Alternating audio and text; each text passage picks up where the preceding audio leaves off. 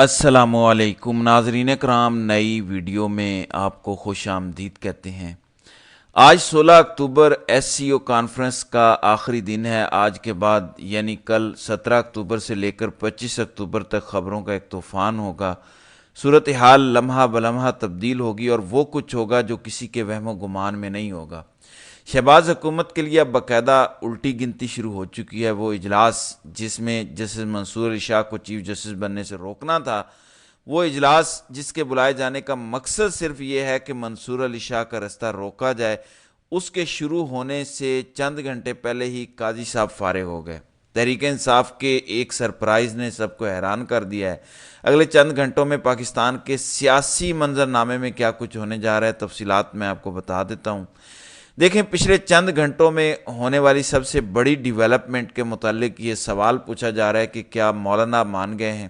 کیا مولانا شہباز حکومت کی جانب سے پیش کردہ آئینی ترامیم کی حمایت کرنے جا رہے ہیں؟ تو ان تمام تر سوالات کے جوابات بھی میں آگے چل کر بتاؤں گا، لیکن سب سے پہلے منصور علی شاہ کا رستہ روکنے کے لیے جو پلان بنایا گیا، پی ٹی آئی نے وہ پلان کامیابی سے ناکام بنایا ہے۔ اس خبر کی تفصیلات سن لیں۔ ناظرین کرام، قاضی صاحب کی مدت ملازمت میں توسیع والا چیپٹر تو ختم ہو چکا، یعنی اب قاضی صاحب آؤٹ آف کویسچن ہو چکے ہیں، ان کو ایکسٹینشن نہیں دی جا رہی۔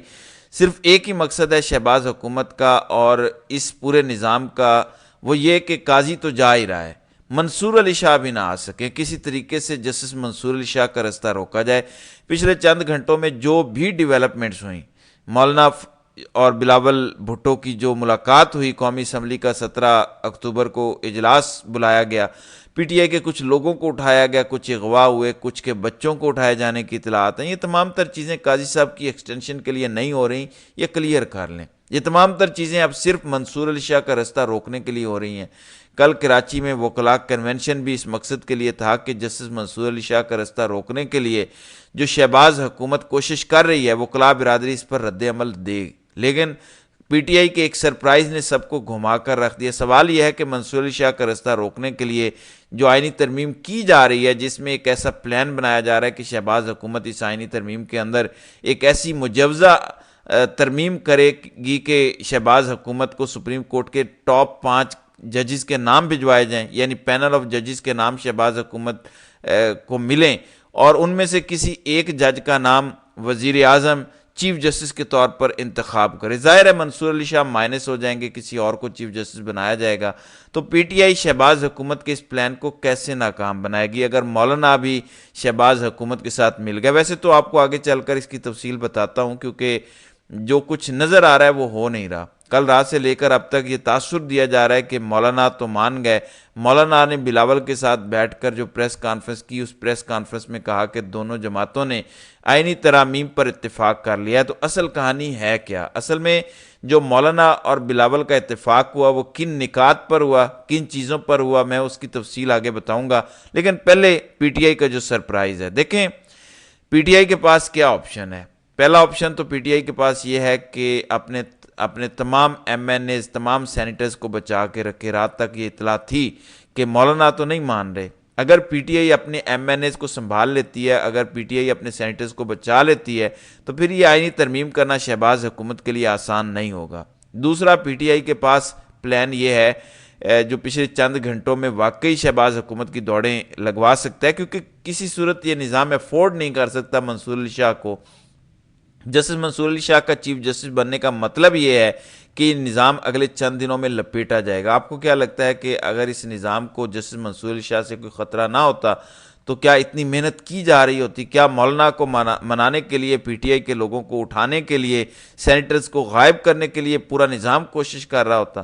اس time S C O conference Islamabad میں چل رہی ہے، کل اس کا پہلا دن تھا، آج دوسرا ہے۔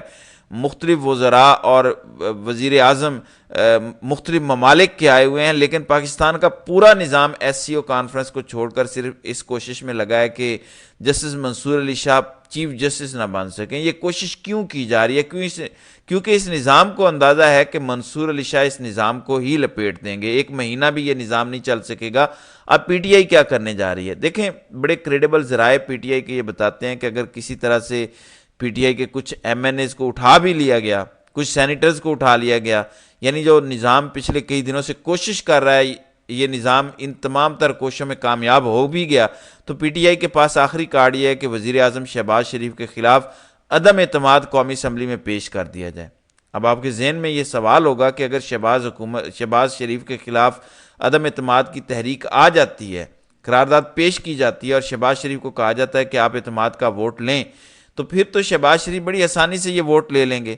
میں آپ کو ایک بات بتا دوں کہ جب تک شہباز شریف کو اعتماد کا ووٹ لینے کے لیے قومی اسمبلی اور سینٹ سے کہا جائے گا تب تک کوئی بھی آئینی ترمیم نہیں ہو سکتی، یعنی حکومت پابند ہوتی ہے کہ جب تک وزیر اعظم اعتماد کا ووٹ نہیں لے لیتے دونوں ہاؤسز سے، سینٹ سے بھی اور قومی اسمبلی سے بھی، تب تک کسی قسم کی قرارداد، کسی قسم کا بل، کوئی قانون پاس نہیں ہو سکتا۔ یہ باقاعدہ آئین پاکستان میں لکھا ہے۔ اب کیونکہ ٹیکنیکلی ٹائم بڑا امپورٹنٹ ہے، 17 اکتوبر کو کل قومی اسمبلی کا اجلاس بلایا گیا، 25 اکتوبر یعنی اگلا ایک ہفتہ ہی امپورٹنٹ ہے۔ جو کچھ ہونا ہے، جس طریقے سے بھی منصور علی شاہ کا رستہ روکنا ہے، آئینی ترمیم ہونی ہے، سپریم کورٹ کے پینل آف ججز کو چیف جسٹس کے لیے نامینیٹ کرنا ہے، جو کچھ ہونا ہے وہ 17 سے 24 اکتوبر تک رات 12 بجے تک ہونا ہے۔ تو ٹیکنیکلی پی ٹی آئی کو صرف 6 یا 7 دن اس معاملے کو لٹکانے کے لیے چاہیے۔ اگر 17 اکتوبر کو قومی اسمبلی کا اجلاس بلایا جاتا ہے اور پی ٹی آئی شہباز شریف کو کہتی ہے کہ آپ اعتماد کا ووٹ لیں اور خود بائیکاٹ کر دیتی ہے یا کسی طریقے سے کل کا دن گزار دیتے ہیں اور پھر 18 یا 19 کو ووٹنگ ہوتی ہے شہباز کی اعتماد کا ووٹ لینے کے لیے اور اسی طریقے سے سینٹ کا اجلاس بھی بلایا جاتا ہے، تو ٹیکنیکلی 5 سے 6 دن اس معاملے میں گزر جائیں گے اور P T I come is come time gain کرنے میں کامیاب ہو جائے گی۔ یہ پی ٹی آئی کے لیے جو پولیٹیکل پارٹی کے اجلاس چل رہے ہیں ان میں یہ گفتگو کی گئی ہے کہ اگر اعتماد کا ووٹ لینے کا شہباز شریف کو کہا جائے تو ہم ٹائم گین کر سکتے ہیں۔ اس کے علاوہ پی ٹی آئی کے پاس ایک اور حل ہے کہ 17 اکتوبر کی شام کو ڈی چوک میں اپنے تمام تر کارکنان کو لے کر پہنچ جائیں اور جب تک 24 اکتوبر رات 12 بجے تک قاضی صاحب چلے نہیں جاتے، منصور علی شاہ حلف نہیں اٹھا لیتے، تب تک سڑکوں پر بیٹھا جائے۔ اسی وجہ سے تو عمران خان کے ساتھ ملاقاتوں پر پابندی لگی ہوئی ہے۔ عمران خان کے ساتھ کیوں ملاقاتیں نہیں کرنے دی جا رہی؟ اسی وجہ سے کیونکہ عمران خان ہر صورت پاکستان تحریک انصاف کو احتجاج کا کہیں گے اور اس ٹائم یہ پورا نظام پی ٹی آئی کا احتجاج برداشت نہیں کر سکتا۔ اب وہ سوال جو پچھلے کئی گھنٹوں سے گردش کر رہا ہے اور پوچھا جا رہا ہے کہ کیا مولانا مان گئے ہیں، تو میرا سمپل سا سوال ہے کہ کیا مولانا نے بلاول کو منایا ہے یا بلاول نے مولانا کو منایا ہے؟ کیونکہ مولانا فضل الرحمان نے کل ہونے والی پریس کانفرنس میں کیٹاگوریکلی یہ کہا کہ جو مجوزہ ترامیم ہم نے پہلے مسترد کی تھی حکومت کی، آج بھی ہم اسی نقطے پر، اسی فیصلے پر سٹینڈ کرتے ہیں۔